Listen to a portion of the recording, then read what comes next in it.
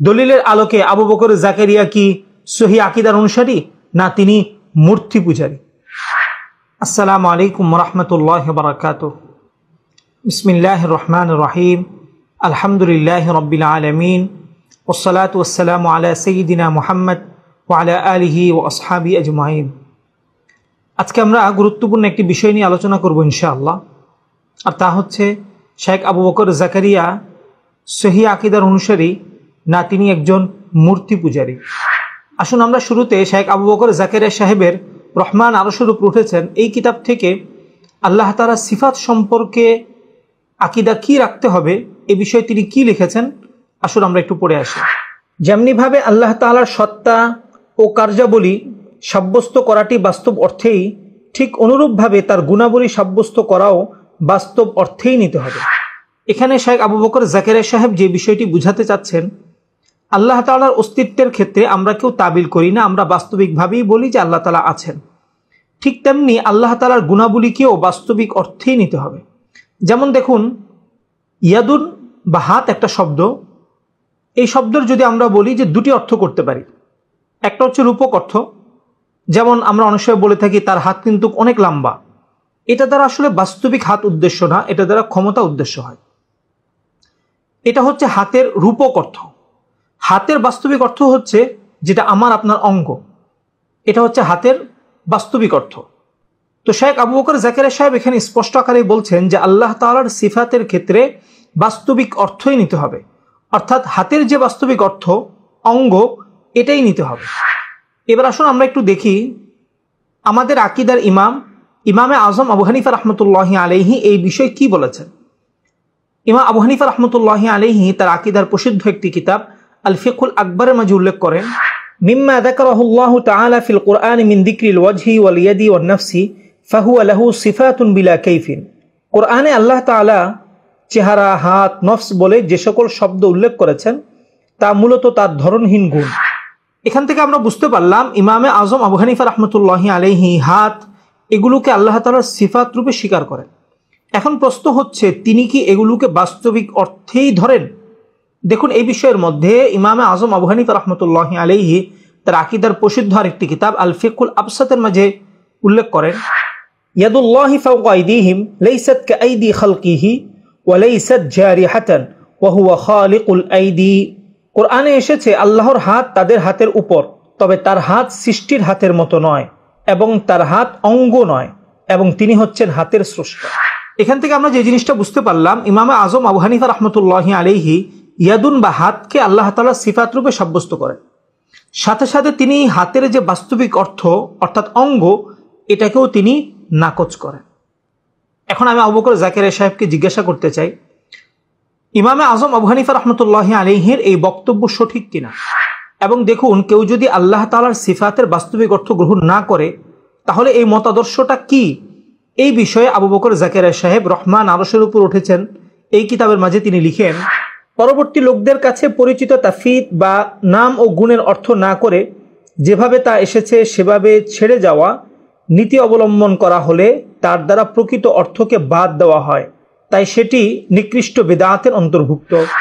অর্থাৎ আবু বকর জাকারিয়া সাহেব বলতে চাচ্ছেন যে পরবর্তীরা যে নির্দিষ্ট অর্থ গ্রহণ না করে যদি বলে যে এর অর্থ আছে আল্লাহ তাআলা ভালো জানেন, যেটাকে আমাদের আকীদার পরিভাষায় তাফসীর বলা হয়, তাহলে এটা হচ্ছে নিকৃষ্ট বিদআত। এখান থেকে সুস্পষ্টভাবে বোঝা যায় যে আবু বকর জাকারিয়া সাহেব হাত বলতে তিনি অঙ্গই বোঝেন, বাকি তিনি মানুষের মতো এটা বলেন না, আল্লাহর অঙ্গ আল্লাহর মতো এই জিনিসটাই তিনি বলতে চান। এবার আসলে আমরা একটু দেখি আল্লাহ তাআলার সিফাতের বাহ্যিক অর্থ নেওয়া হবে কিনা।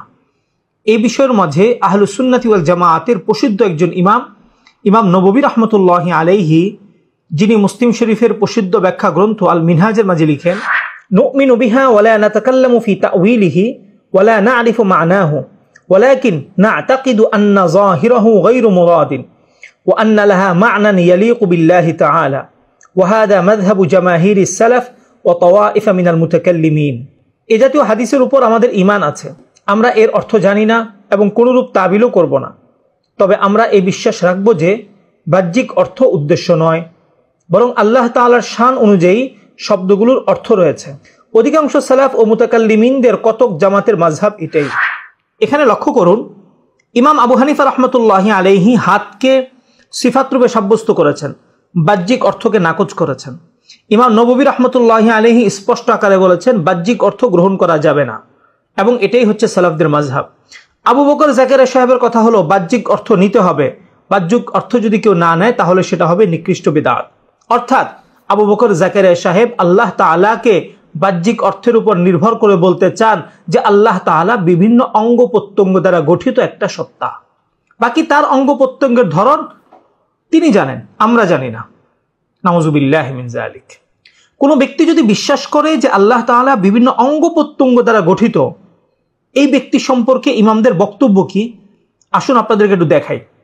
যেমন ইমাম গাজালি রাহমাতুল্লাহি আলাইহি ইলজামুল আওয়াম কিতাবের মাঝে লিখেন, فإن خطر بباله أن الله تعالى جسم مركب من أعضاء فهو عابد صنم। যে ব্যক্তির অন্তরে আছে যে আল্লাহ তাআলা দেহ বিশিষ্ট এবং তিনি বিভিন্ন অঙ্গ দ্বারা গঠিত, সে হচ্ছে মূর্তি পূজারী। এখান থেকে ইমাম গাজালি রাহমাতুল্লাহি আলাইহি স্পষ্ট ভাষায় বলেছেন যে কোনো ব্যক্তি যদি বিশ্বাস করে আল্লাহ তাআলা বিভিন্ন অঙ্গ প্রত্যঙ্গ দ্বারা গঠিত, সে হচ্ছে সুস্পষ্ট মূর্তি পূজারী। আর আমরা আল্লাহ তাআলাকে বিভিন্ন অঙ্গ প্রত্যঙ্গ দ্বারা গঠিত মনে করি না, যেটা ইমাম তহাবী রাহমাতুল্লাহি আলাইহি স্পষ্ট ভাষায় তার আকীদাতুত তহাবিয়ার মাঝে উল্লেখ করেছেন, এবং কিছুক্ষণ আগেও আমরা ইমাম আবু হানিফা রাহমাতুল্লাহি আলাইহি থেকে দেখিয়েছি। যেমন দেখুন, ইমাম তহাবী রাহমাতুল্লাহি আলাইহি স্পষ্ট ভাষায় লিখেছেন, তাআলা আনিল হুদুদি ওয়াল গায়াত ওয়াল আরকান ওয়াল আ'দাই ওয়াল আদাওয়াত। আল্লাহ তাআলা বিভিন্ন সীমা পরিসীমা এবং অঙ্গ প্রত্যঙ্গ থেকে চিরপবিত্র। তো আমরা এখান থেকে যে জিনিসটা বুঝতে পারলাম, আমরা আহলুস সুন্নাত ওয়াল জামাত আল্লাহ তাআলাকে বিভিন্ন অঙ্গ প্রত্যঙ্গ দ্বারা গঠিত মনে করি না। অনুরূপভাবে আমরা আল্লাহ তাআলার সিফাতকে বাহ্যিক অর্থে গ্রহণ করি না। দুঃখজনক বিষয় হলো আবু বকর জাকারিয়া সাহেব সহিহ আকীদা শিরোনামে মানুষদেরকে মূর্তি পূজারী বানিয়ে দিচ্ছে। সহিহ আকীদা শিরোনামে সে মানুষদেরকে দেহবাদী আকীদা শেখাচ্ছে। আল্লাহ তাআলার সিফাত বিষয়ে একজন সালাফির সাথে আপনি কিভাবে কথা বলবেন এবং কিভাবে আপনি নির্ণয় করবেন সে সালাফি কি মূর্তি পূজারী না সহিহ আকীদার, একটা কৌশল আপনাদেরকে শিখিয়ে দিই। যেমন ধরুন, যখন কোনো সালাফি আপনাকে বলবে আল্লাহ তাআলার হাত আছে, চোখ আছে, আপনি বলবেন আমিও বিশ্বাস করি আল্লাহ তাআলার হাত আছে, চোখ আছে, বাকি আপনি আমার কাছে একটু স্পষ্ট করেন এই হাত দ্বারা আপনার কি উদ্দেশ্য? আপনি কি এটাকে গুণ মনে করেন না অঙ্গ মনে করেন? যদি সে বলে এটাকে আমি গুণ মনে করি, আমি এটাকে অঙ্গ মনে করি না, তাহলে বুঝবেন সে হচ্ছে সহিহ আকীদার অনুসারী। আর যদি সে বলে এটা হচ্ছে অঙ্গ, তাহলে বুঝবেন সে হচ্ছে মূর্তি পূজারী। সে যদি বলে এটা বাহ্যিক অর্থে হবে, তাহলে ধরে নেবেন সে হলো মূর্তি পূজারী। কেননা হাতের বাহ্যিক অর্থ অঙ্গ বুঝায়, হাতের রূপক অর্থ সেটা আপনার অনেক সময় ক্ষমতা বুঝায়, বিভিন্ন সময় বিভিন্ন জিনিস বুঝায়, কিন্তু হাতের বাস্তবিক অর্থ এটা একটা অঙ্গ বুঝায়। এই সামান্য একটা কৌশলের মাধ্যমে আপনি নির্ণয় করতে পারবেন কোন সালাফি সহিহ আকীদার অনুসারী আর কোন সালাফি মূর্তি পূজারী। আজকের আলোচনার খোলাসা, পবিত্র কোরআন ও হাদিসের মাঝে আল্লাহ তাআলার বহু গুণাবলী সাব্যস্ত হয়েছে। ইমামে আজম আবু হানিফা রাহমাতুল্লাহি আলাইহি এবং আমরা সে সমস্ত গুণকে আল্লাহ তাআলার সিফাত রূপে স্বীকার করি। 2, সালাফিরা এই শব্দগুলোকে সিফাত রূপে সাব্যস্তের সাথে সাথে তারা এগুলোকে বাহ্যিক অর্থে গ্রহণ করে এবং বাহ্যিক অর্থে আল্লাহ তাআলাকে বিভিন্ন অঙ্গ বিশিষ্ট সত্তা মনে করে।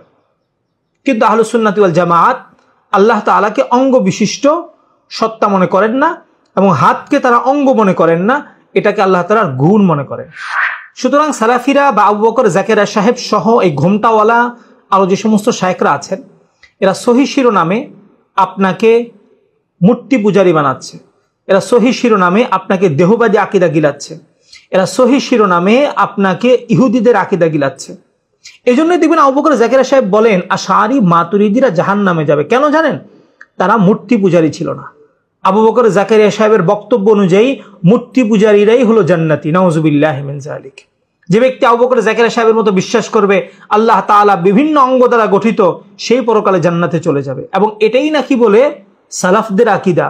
ইমাম আবু হানিফা কি তাহলে সালাফ নয়? ইমাম আবু হানিফা তো স্পষ্ট আকারে বলেছেন যে হাতকে অঙ্গের অর্থে নেওয়া যাবে না। ইমাম নববী কি সালাফ নয়? ইমাম নববী তো স্পষ্ট আকারে বলেছেন বাহ্যিক অর্থ নেওয়া যাবে না। তাহলে আবু বকর জাকারিয়া সাহেব সহ সালাফি যারা আছেন এদের সালাফ কারা? আপনি তালাশ করলে দেখবেন এদের সালাফ হলো ইহুদিরা, দেহবাদীরা, এবং এরা হচ্ছে সুস্পষ্ট মূর্তি পূজারী। সুতরাং আমি সকল সাধারণ মুসলিম ভাই বোনদের বলবো, আবু বকর জাকারিয়া সাহেব সহ এ জাতীয় সালাফি নামক মূর্তি পূজারী থেকে আপনি সতর্ক থাকুন, আপনার আশপাশকে সতর্ক করুন। সাথে সাথে আশা করছি আলোচনাটি শেয়ার করে দিবেন, যাতে করে আমার আপনার অন্যান্য ভাই বোন এই সমস্ত মূর্তি পূজারীদের থেকে সতর্ক থাকতে পারেন। এবং আশা করছি আপনারা কমেন্টে লিখে যাবেন, দলিলের আলোকে আবু বকর জাকারিয়া কি সহি আকীদার অনুসারী, না তিনি মূর্তি পূজারী। আল্লাহ তাআলা আমাদের সকলকে তৌফিক দান করুন, আমিন। ওয়া আখিরু দাওয়ানা আনিল হামদুলিল্লাহি রাব্বিল আলামিন। আসসালামু আলাইকুম ওয়া রাহমাতুল্লাহি ওয়া বারাকাতুহু।